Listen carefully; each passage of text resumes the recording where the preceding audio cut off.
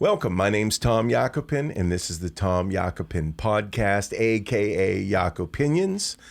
Today is January 25th, 2021, and we're happy to have you here today.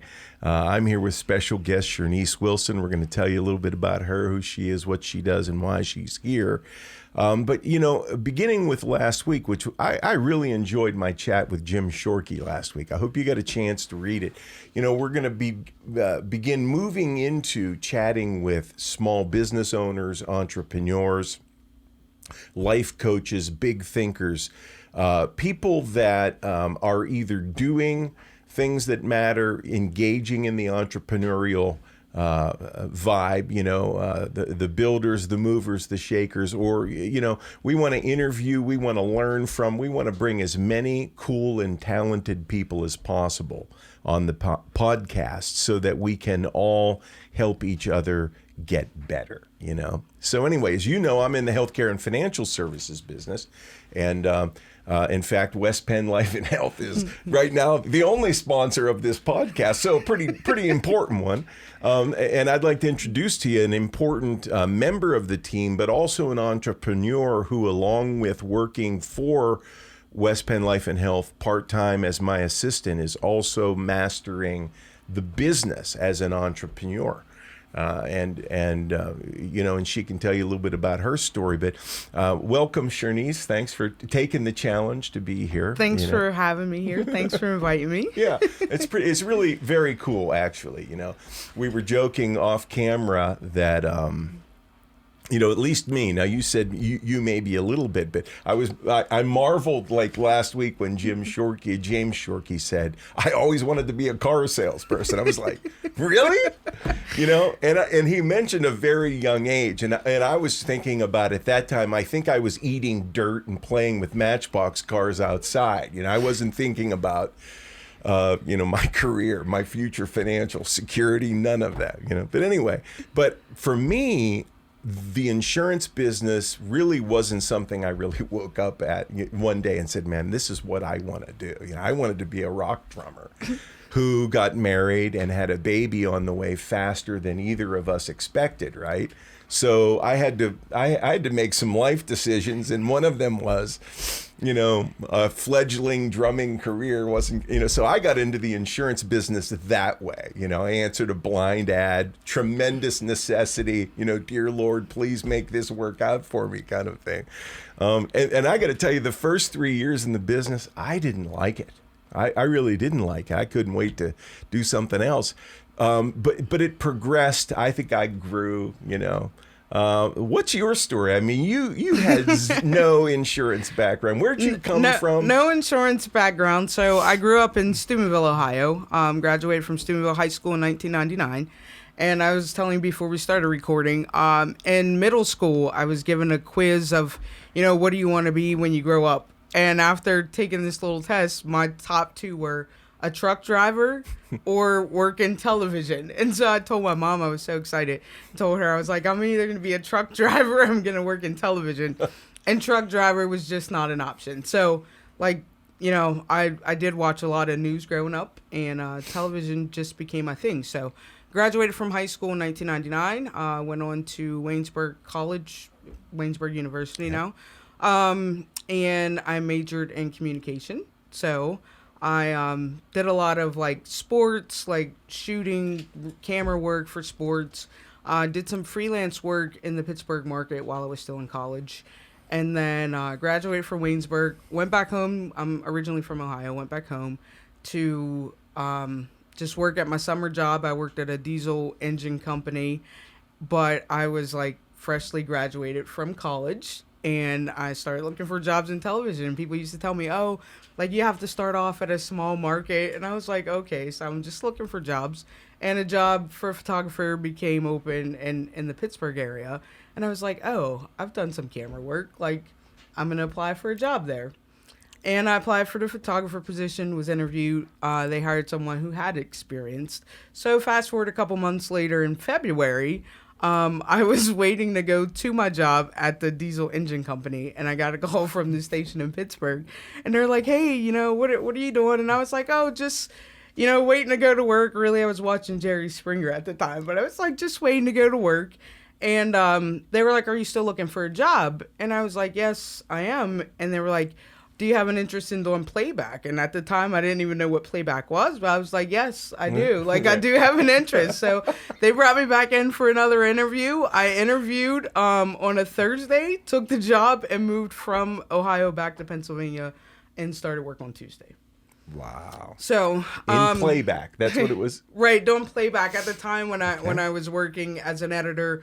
The shows were like tapes, and so during a newscast, I would actually switch out every video that you see is a different tape. I would switch those out live during the morning show. So nice. I did that for 10 years, and then throughout my 10 years there, I was just like, I like this, but I don't know if this is really what I want to do. So there were multiple times where I was like, oh, I'm good at this or I'm good at that. I'm just going to apply for another job, and none of them ever worked out. So then I was like, well, I'm going to start a real estate career. So I took a 2-week vacation to take an accelerated real estate course. Well, before the course started, my former boss said that she had an opening in Cincinnati. So I moved to Cincinnati. I was like, well, maybe it's just, maybe a change of a station. That might, the Skyline Chili. Yeah, the Skyline Chili. But I thought maybe, a change that'll be good. And so I took a job in Cincinnati, moved to Cincinnati. It was kind of the same. Yeah. And then I was like, okay. And it was just like I was at a point in my career where, things weren't changing no matter how many conversations you have, like things weren't changing, and it just got to a point where it's like, this is not going to change, and this is not what I want to do anymore. Right. So I need to figure out something else. So I moved back to Pennsylvania, did some odd jobs, took a job at a home improvement store, and that's when I was dog sitting for you in February, and you were in Florida for business, and I was here, and I was just like, I want to do whatever he does. Like, I would love to be in Florida right now.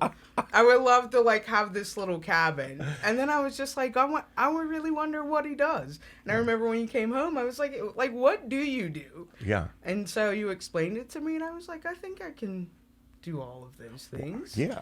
I love your attitude. Like, I think that's a very real assessment. And and you came to the right conclusion, right? Right. I think I can do all of those things.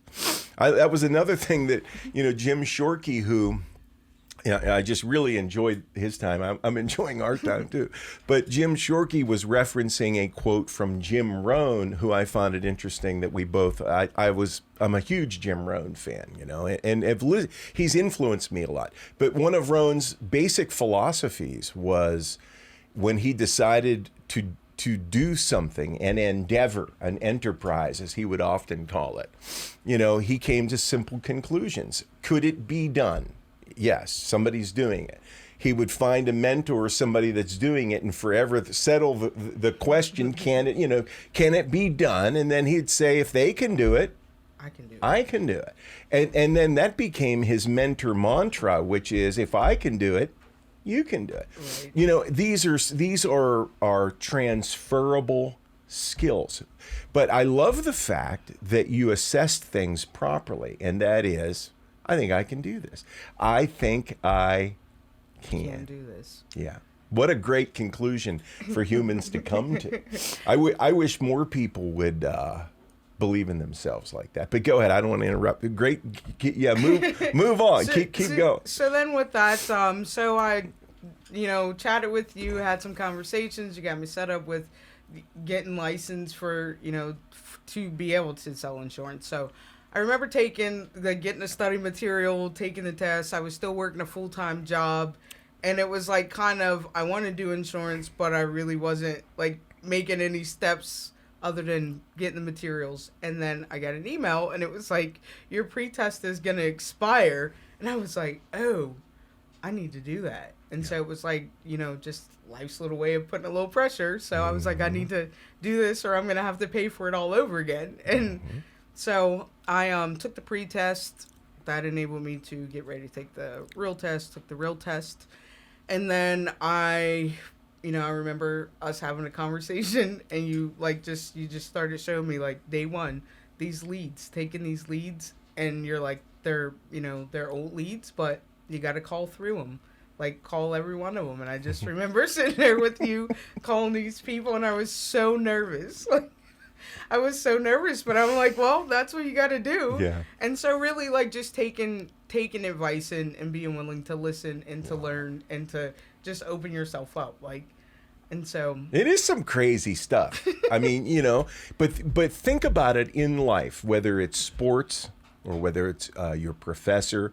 I mean, to some degree, it all boils down to I need instruction, and hopefully I'm getting good instruction from somebody that knows which way the parade's going, But that's one of the smartest things people can do, I think, is get good information and then do it.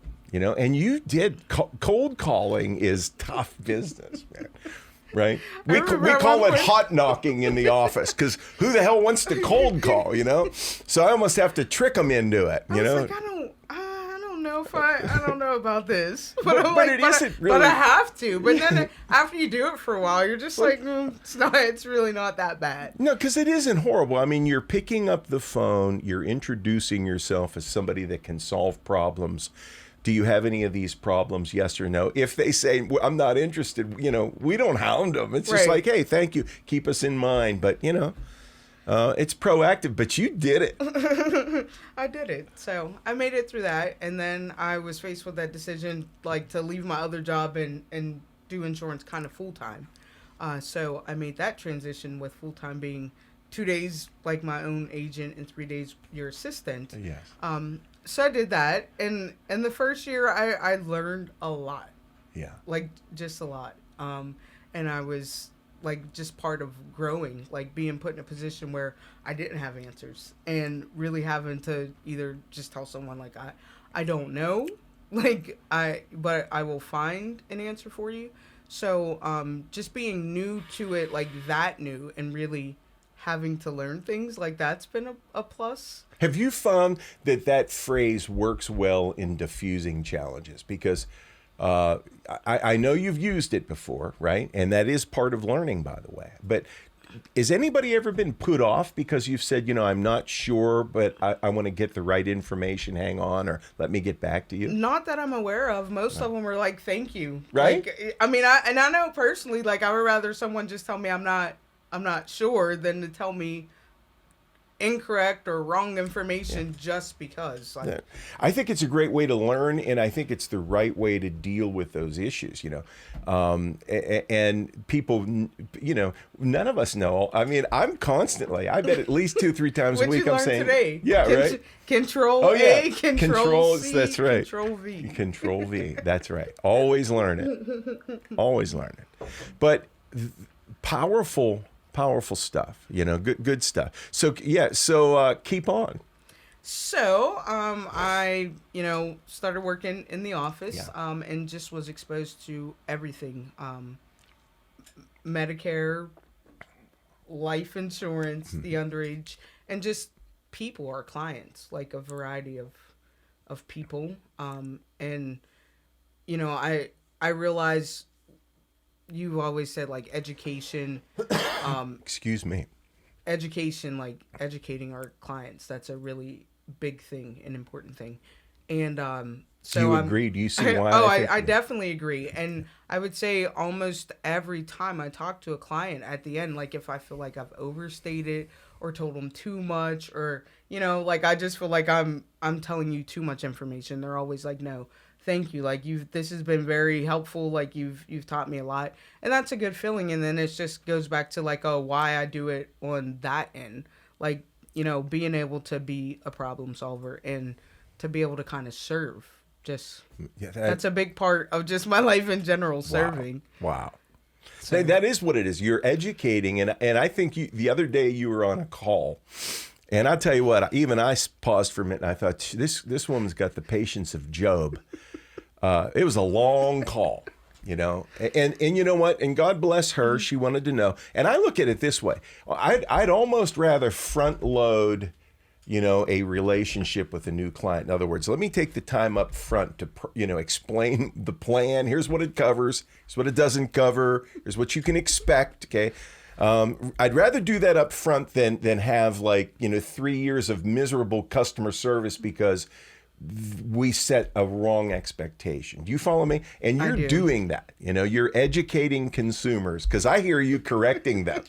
Because it's very easy. Yeah. I think with our health benefits plan, it's very easy for people to go, okay, well, they automatically think it's going to work like what they've had. Right. And we're like, no, this is nothing like that. So it just, if I go to the doctors, it just covers everything. And I was like, that's not what I said. Yeah. But yeah, I do. I enjoy what I do. I enjoy people. And I'm very thankful that I made the transition from television to insurance. Yeah. It's given me a lot more, I'm very, very big on family. Yeah. And they don't live in Pennsylvania. So it's given me a lot of flexibility to spend more time with them. And that's very important to me. Yes. And to do other things. Like I started, I don't know if I'm volunteering or being paid. I really don't know. People have asked me and I don't know. But I used to shoot college basketball games while I was in college. So I am currently volunteering or working, still not sure, but with a guy that I went to college with who does college basketball games. He has a high school crew and a college crew, and he's kind of teaching them the ins and outs of doing live location sports shoots. So he messaged me. I ran into him randomly one day. And I was like, yeah, I'm back in the area. I said, I'm no longer working in television. I was like, but I still edit. I do enjoy editing and I still edit. So he was like, if I ever need you to cut some highlights or something, would you be available? So we exchanged numbers. I was like, yeah. So fast forward a year and a half later, I get a phone call from a number that I didn't recognize and I get a message and it was him. And he was like, hey, I was just wondering, would you be able to help me out with some college basketball? And so I was like, yeah. So I went down and I was just able to help with that. So it was nice to get back into doing a little bit of shooting and to mentor people who have been where I was. Wow. And so that was a really cool thing. But it's allowed me to have the flexibility in my schedule to do all of those things. And that's really important to me. Being self-employed gives you that, but there's a price you pay. You know what I mean? And you're finding, obviously, you're walking that balance out. But I love the business and I love being self-employed for the very reason that, you get to choose those priorities. Right. You have to keep it all in balance, right? Because running your own business, most people highly underestimate the responsibility that it takes. It is. Highly underestimate. What would you say, are some of the top qualities or characteristics, decisions that you've made, perhaps disciplines that you have, worked on over the years, but what are the keys to helping you succeed, right? Because, this is a tough business. A couple of things. It's very much a man's business. Now, I'm seeing more females. In fact, our COO, as you know, is a female, right? Mary Frazier. Wonderful example. And it's funny because she hires a lot of females at home office, too. But the business, for the most part, as I see it, has been male-dominated. But you have come in. You're working primarily with self-employed small business owners. I know we take house leads from radio or whatever. I just hand them to you. It's you're telling the story better than I would tell it. It's wow. And it's the right stuff. You're doing it the right way. But you got to where you are now and you're kicking butt. Your numbers are very good. Obviously, financially, you're doing very well, but you're now also educating and influencing others, and that's the sign, I think, of leadership, by the way, and job well done. But what are some of the reasons why? How are you doing this? What time management? What is it? Dedication? Is it focus? What are those? A little bit of all of those. First is just a why. Why do we get up every day? Why do we do what we do? And that why for me, again, goes back to family. So that's my why. Just, I don't have kids, but I have a lot of nieces and nephews. So being a good role model and being a good aunt, that's a why. Just wanting to help bring financial stability to my family, that's a why.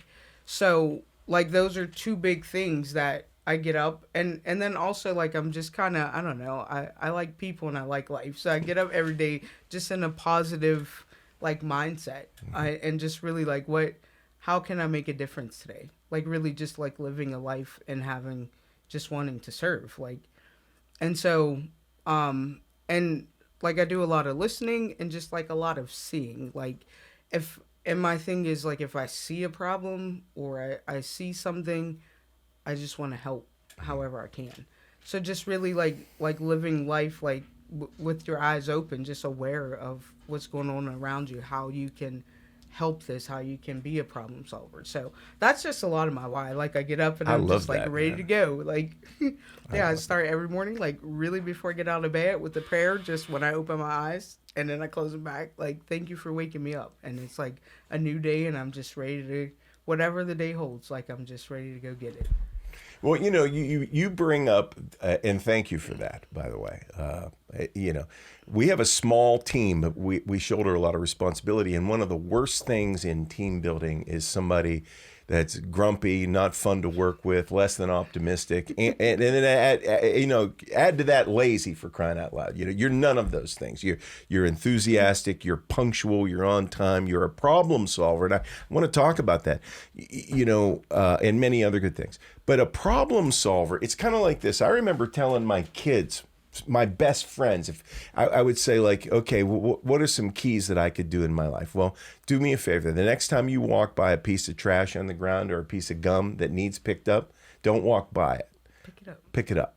Why? Because when you start training yourself to do that, and those are just little things, okay? When you start training yourself to do it, and then you actually start doing it, every time you do that, it's a little victory, and it's like going to the gym, and you're going to find that you're solving a very small problem because you choose to be a problem solver. You're going to be a builder. You're going to be a fixer. You're going to fill in the crack rather than exacerbate the crack. You're going to, I like the philosophy of many, which is I want to leave my footprint, whatever I'm a part of, I want to leave it better than when I came. Mm-hmm. And that seems to be your MO, right? Seems to be. Yeah. So it's a beautiful thing. So the insurance business, you go from editing and video. Now you're becoming a high-paid insurance executive, and the future's very bright. You're skilled in health benefits, self-employed, small business, capable of doing small group. You're really learning life insurance, right? Mm-hmm. You're checking out that GBU portfolio, little local Pittsburgh, awesome little company, man. You've certified twice now for Medicare. For Medicare. Yeah. So you can speak Medicare, right? Mm-hmm. Part D drug cards, Medicare Advantage. I ran for Medicare for the longest time. I was like, it's too much. It's going to catch you. But and then we're talking retirement annuities. So you really, and I think we've talked about a 5-year plan to where you expand. You don't want to get 3,000 feet and a half inch deep, but you want to build a solid business. And I think over 5 years you can have mastery in all of these, right? So people that would want to reach out to you, small business owners, if you're paying too much for your health insurance, if you have a small group and it's driving you crazy or maybe driving your employees crazy, if you're 65 and above or Medicare eligible, if you have a CD in the bank that's underperforming and you want to earn, I think currently what ISDA is 3.75%, right? For that 5-year. 5-year annuity. Yeah, I mean, simple things. And these are problems that people can solve. And by the way, that's really what we do. Problem solvers. That's how we look at things is what is the problem? Can we solve the problem? Do we have the tools, the knowledge, the expertise to do it? And then how may I serve you, right? That's the essence. And then that's the other thing I've noticed too. There's sometimes like we with our products can't solve their problem, but we can still give you the education or point you in the right direction. Yes. To have your problem solved. Yeah. There's a lot to talk about. I was hoping to discuss with you free market medicine and some of the revolutionary trends that we're seeing with with information. But maybe we can do that on another call, because I think that's a great topic, how we do some of this, right? But how can people reach you? What's your best phone? I mean, obviously West Penn Life and Health. Yeah. That's what I give out. Where can they call you? Where do they email? You can give me a call at West Penn Life and Health, 724-228-7187. Or you can send me an email. I'm going to spell my first name. That is C as in Charlie, H as in house, E as in elephant, R as in raft, N as in Nancy, E as in elephant, I as in intelligent, S as in Sam, E as in elephant, at yahoo.com. Cherneise at yahoo.com. Cherneise Wilson. So, hey, listen, this is Tom Yakupin. This is the Tom Yakupin podcast. This is Cherneise Wilson. Thanks for having me. Oh, man, it's been fantastic. It was really great. So thanks for visiting. We wanted to have a good conversation today. I hope you enjoyed it. If whatever small business you're running, I think if you bring that game to the table, that kind of passion, willingness to learn, humility of heart, willingness to serve, willing to be corrected, do things better. All of those things really, that's what you're about. That's what we believe makes winners, the outstanding people that they are. Visit us online, Facebook. I was going to say MySpace. No, I don't think we're there anymore. But check us out. Tom Yakupin, the Tom Yakupin podcast. Bye for now. Visit us on the internet. That's right, on the internet. Bye now.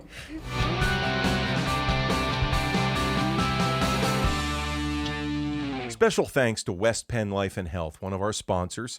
You can find them online at westpennlife.com, specializing in affordable life, health, Medicare, and retirement solutions.